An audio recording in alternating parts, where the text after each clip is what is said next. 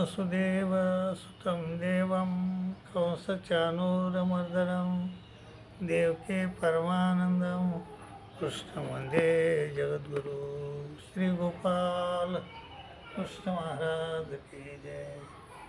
नष्टो मोह स्मृतिर्लब्ध्वा त्वत्प्रसादान् मयाच्युत स्थितोऽस्मि गत्संदेह करिष्ये वचनं तव। अर्जुन श्रीकृष्ण महाराजाला म्हणला, देवा माझा मोह जे अज्ञान दूर झालं, नष्टो मोह नष्ट झाला। मोह मला माझी जी स्मृती होती ती मला परत मिळाली। नष्टो मोह स्मृती लब्धा आणि कशामुळे मिळाली? तोच प्रसादान, तुझ्या प्रसादानं तुझ्या कृपेनं माझा मोह गेला, म्हणजे अज्ञान गेलं आणि माझी जी स्मृती होती ती वापस मिळाली। नष्टो मोह स्मृती लब्धा तोच प्रसादान मयाच्युत स्थितोऽस्मि गत्संदेह। माझ्या मनात जे संदेह होते ते तू सर्व निपटून टाकलेले आहेस, पूर्ण केले आहेस आणि करीस। आता मी तू जे म्हणतो तसं करतो, म्हणजे तू मन युद्ध कर तर युद्ध करतो, असं श्रीकृष्ण महाराजाला अर्जुन म्हणतो आहे। तर माझ्या बापू, ज्यावेळेस अर्जुनाला पांडवांना दुर्योधनानं म्हणजे कौरव पक्षानं त्रास दिला आणि मग त्रास दिला आणि त्या दूतक्रियेमध्ये हरवलं आणि त्यांना 12 वर्षे वनवास, 1 वर्ष अज्ञातवास अशी शिक्षा झाली त्यांना। आणि ते मग त्या वनवासाला गेले, 12-13 वर्षे राहून वापस आले आणि मग आपलं राज्य मागितलं, परंतु दुर्योधन राज्य द्यायला तयार नाही। शेवटी श्रीकृष्ण महाराज शिष्टाईला गेले आणि शिष्टाईत त्यांनी फक्त 5 गावं मागितली। तरीही दुर्योधन म्हणला की सुईच्या टोकावर बसन एवढी माती पण नाही देणार, 5 गावच काय, सुईच्या टोकावर बसन एवढी माती नाही देणार। असं म्हणल्यानंतर पर्याय एकच राहिला की युद्ध करणे। आता युद्ध करायचं म्हणल्यावर पैसा लागतो, मनुष्यबळ लागतं आहे, सगळ्याच गोष्टी लागतात।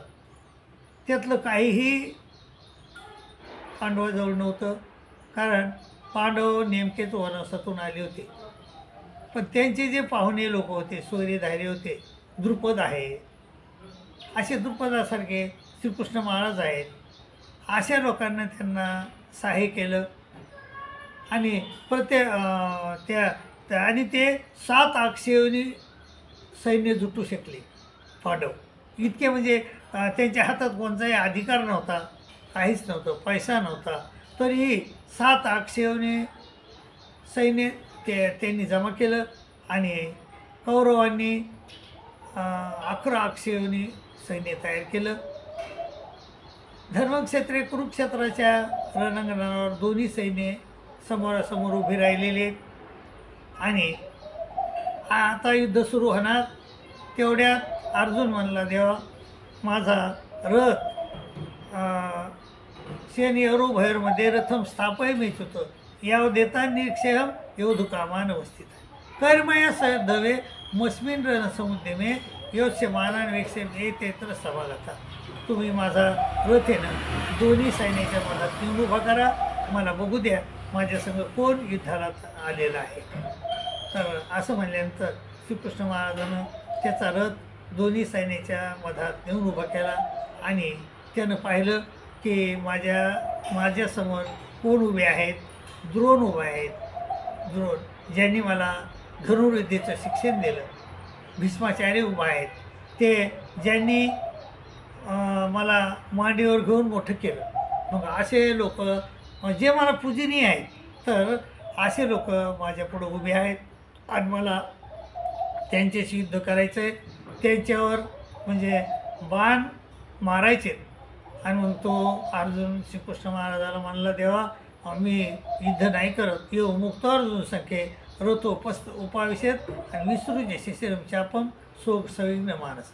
रथाच्या खाली उतरला, रथाच्या पाठीमागं जाऊन शस्त्र टाकून दिले आणि शोकसंविघ्न होऊन बसला. आणि श्रीकृष्ण महाराजांनी त्याला उपदेश द्यायला सुरुवात केली. ते म्हणले, अरे अर्जुना, कथम भीष्म अर्जुना, तुला अशा वेळी असा हा मोह कुठून उत्पन्न झाला? अशा वेळी तुला ही गोष्ट, वाईट गोष्ट कशी काय सुटली सांग अर्जुना. कुतस्त्व कस्मन्विदम विषमे संपस्तम अनारे दुष्टम स्वर्गे. जे आर्य माणसाला, चांगल्या माणसाला ही गोष्ट म्हणजे त्याच्या मनात देखील येत नाही, ती गोष्ट तुझ्या मनात कशी काय आली? आणि आजपर्यंत युद्ध केले नाहीस का? केलेस, तर मग आताच युद्ध करायला तुला काय झालं? तर मग ते अनारे दुष्टम स्वर्गे, मग कीर्ती अपकीर्ती करणारा ही गोष्ट तुझ्या मनात कशी काय आली? तर असं म्हणल्यानंतर तो श्रीकृष्ण महाराजाला म्हणतो, देवा कथम भीष्मम संख्ये द्रोणच मधुसूदन ईशुभी प्रतिष्यामी पूजा राहावरिसूदन गुरु हत्वा हे महानुभावान श्रेयो भोक्तुम भक्ष्यमपिय लोके हत्वार्थ कामास्तु गुरुनिहैव भुंजीय भोगान रुद्र प्रतीकजात. ह्या भीष्माचार्याला, ज्या भीष्माचार्यानं मला मोठं केलं, ज्या द्रोणाचार्यानं मला धनुर्विद्येचं ज्ञान देऊन मोठं केलं, अशा लोकांवर मी प्रतिहल्ला प्रतियोश्यामी, म्हणजे त्यांच्यावर बाण मी कशी चलू, त्यांना मी ठार कसं मारू, असं जो मोह म्हणजे अज्ञान त्या अर्जुनाला उत्पन्न झालं. आणि तो म्हणला की मी युद्ध करणार नाही. त्या न यत्सेति गोविंदम मुक्तो तस्मिन् बभूव, मी युद्ध करणार नाही असं म्हणून तो गपचीप बसला, गप्प राहिला. तर मग असं म्हणल्यानंतर श्रीकृष्ण महाराजांनी त्याला पूर्वपरीनं उपदेश द्याला. ते म्हणले, अर्जुना, हे भीष्म आणि हे द्रोण जे आहेत, तर हे त्यांचे जे शरीर आहेत ते क्षर आहेत, मरणारे आहेत. आणि त्यांच्या शरीरामध्ये बसलेला जो आत्मा आहे तो अक्षर आहे. तर तो अक्षर आहे, त्याला तू मारू शकत नाही. आणि वरचे शरीर टिकणारे नाही, ते तर आज न उद्या मरणारेच आहेत.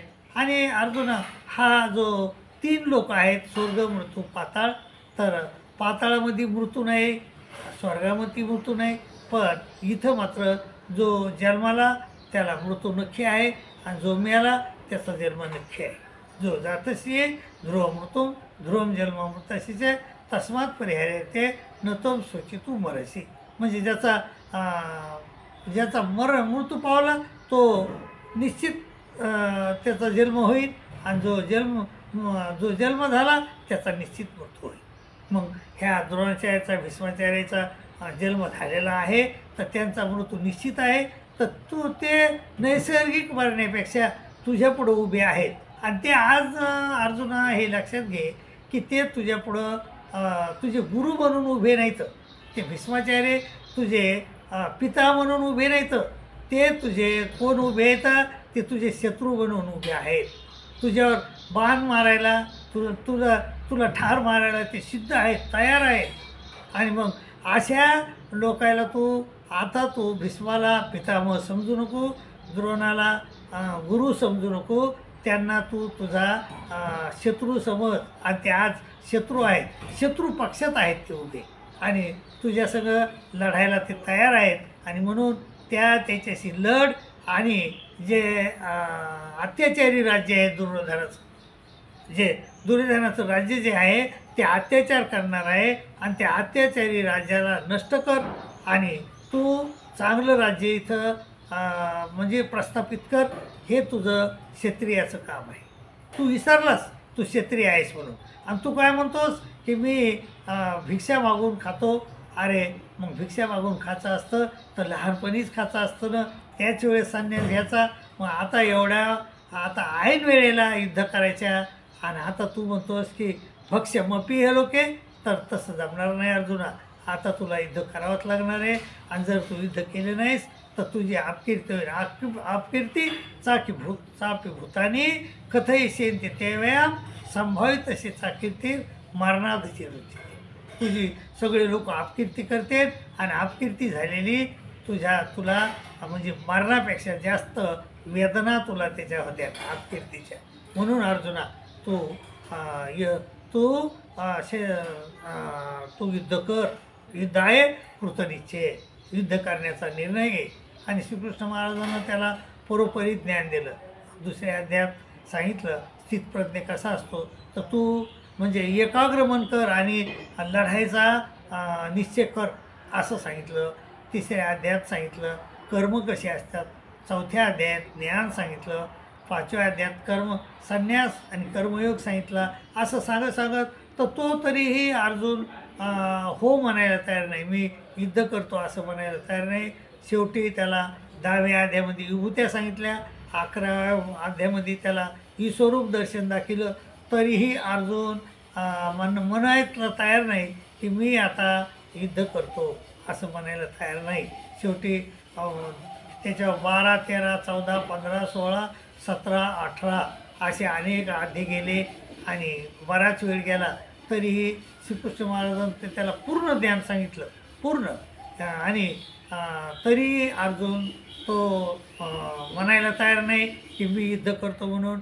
मग श्रीकृष्ण महाराज थोडे चिडले, रागावले आणि श्रीकृष्ण महाराज म्हणले, अर्जुना इति ते ज्ञान माख्यातम गुह्यात गुहेतरम मया इमृषे तत्शेषेन येथेच शासे तथा कुरु. मी तुला हे सगळं ज्ञान जेवढं आहे तेवढं तुला ज्ञान दिलेलं आहे. आता तुला ते ज्ञान ऐकून तुला जे करायचं ते कर. तुला युद्ध करायचं तर युद्ध कर. तुला जर संन्यासी व्हायचं असलं, भीक मागून खायची असली तसं कर. तुला जे करायचं ते कर. इथे ते ज्ञान माख्यातम गुह्यात मया इमृषे तत्शेषेन येथेच शासे तथा कुरु. तुला जसं करायचं तसं कर. आणि मग अर्जुनानं श्रीकृष्ण महाराज रागवलेले पाहिले आणि मग त्याने विचार केला की आता बरोबर आहे श्रीकृष्ण महाराज सांगतात. आणि आपल्याला मी समजून गेलं की द्रोणाचार्य हे माझे गुरु म्हणून उभे नाहीत, माझे मामे हे माझे मामा म्हणून उभे नाहीत, माझे सासरे माझे पुढं सासरे म्हणून उभे नाहीत, ते माझे शत्रू म्हणून उभे आहेत. आणि त्या शत्रूवर आपण हल्ला करणं आणि इथं म्हणजे जे राज्य जे आहे दुर्योधनाचं ते त्रासदायक राज्य आहे, ते राज्य मोडून टाकून चांगलं राज्य उभं करणं आपलं काम आहे. जनतेचा फायदा करणं, जनतेला हित देणं, जनतेच्या हिताची कामं करणं हे आपलं काम आहे. आणि म्हणून तो म्हणला, देवा नष्टो मोह स्मृती लब्धा त्वत्प्रसादान्वयाच्युत स्थितोऽस्मि गतसंदेह करिष्ये वचनंतो. मी तू म्हणतो तसं मी करतो देवा. आता माझी स्मृती वापस आली, माझा मोह ते अज्ञान माझं नष्ट झालं. नष्ट मोह स्मृती लब्धा, तुझ्या प्रसादानं हे सगळं काही घडलं. तत्प्रसादान्वयाच्युत आणि स्थितोऽस्मि गतसंदेह, आणि माझा सगळा संदेह निघून गेले.